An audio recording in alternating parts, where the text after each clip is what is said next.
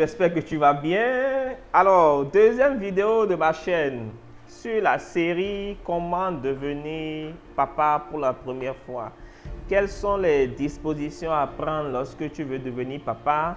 Qu'est-ce qu'il faut faire? Alors, dans cette deuxième vidéo, nous allons étudier un peu le corps de la femme. Nous allons apprendre comment fonctionne le corps de la femme.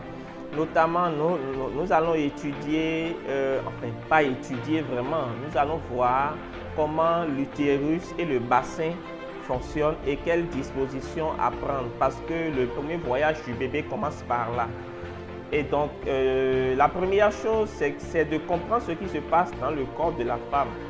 D'accord? L'enfant grandit dans l'utérus, il faut comprendre ça, l'enfant grandit dans l'utérus, fait ses premiers jours et semaines dans l'utérus. L'utérus, c'est quoi? L'utérus, c'est un muscle creux, d'accord, fait de fibres et où les fibres se contractent. Les fibres se contractent pour pouvoir libérer l'enfant. D'accord? C'est comme par exemple lorsque nous utilisons notre bras, les muscles se contractent pour pouvoir nous permettre d'atteindre notre objectif. C'est exactement comme ça. Et donc, quand la femme a des contractions, les contractions vont petit à petit. D'accord? Les contractions vont petit à petit pousser l'enfant vers la sortie, c'est-à-dire vers le bas, et l'utérus va commencer par l'utérus qui était comme ça. Donc l'enfant, lorsque les contractions vont commencer par pousser l'enfant vers le bas depuis le haut, l'utérus va commencer par s'ouvrir jusqu'à devenir très fin et comme une fibre. Et donc, ce sont ces deux phénomènes importants qu'on appelle déjà l'effacement du col. L'effacement du col, et général, l'effacement du col, c'est ça.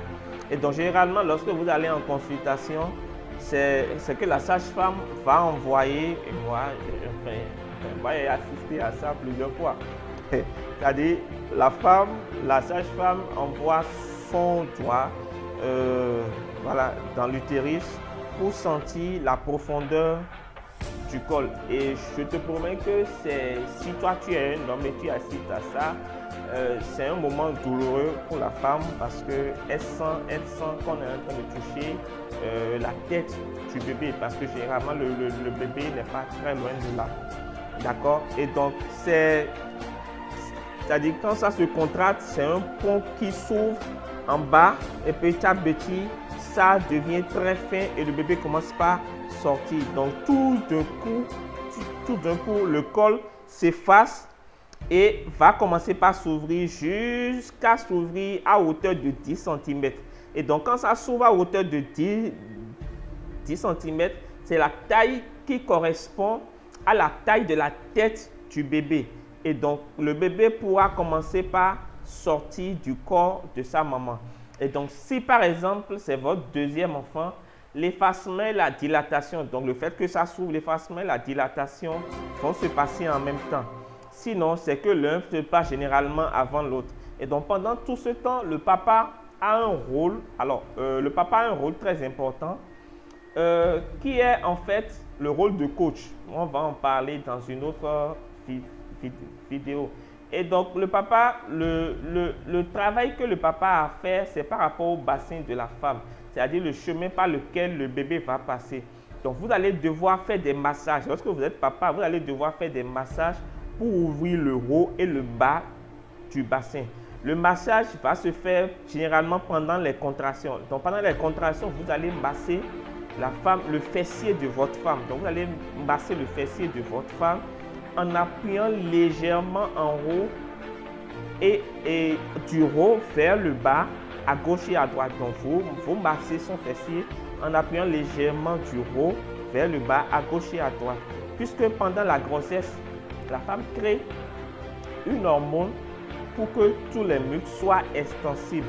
Et donc, on verra dans d'autres vidéos, dans une autre vidéo, des exercices à faire pour pouvoir détendre, pour pouvoir faire en sorte que l'utérus de votre femme se dilate, s'ouvre naturellement pour que l'enfant puisse sortir.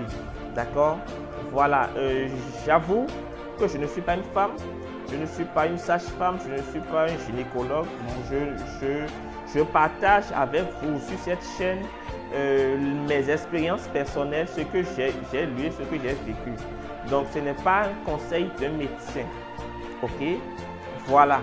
Donc, si tu veux le faire, fais-le de la manière dont j'ai parlé, ou rapproche-toi de ton gynéco, de ta sage-femme pour en savoir plus sur ce que j'ai dit.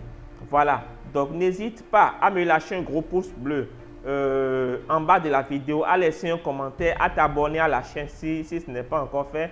Moi, je te donne rendez-vous dans la vidéo prochaine. Ciao.